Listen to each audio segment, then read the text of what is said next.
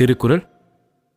இருவரி கவிதை ஒரு பொருள் தருமே, இருவரும் இது போல இருந்தால் சுகம். நிலா. இரவினில் குளிக்கும் தேவதை இவளோ, வளர்ந்தே தேய்கின்ற வெள்ளை நிழல். சரி, கண்ணாடி. இதில் என்னை பார்க்கிறேன், அது உன்னை காட்டுதே. காதல். கரிணி சரி கரி கரி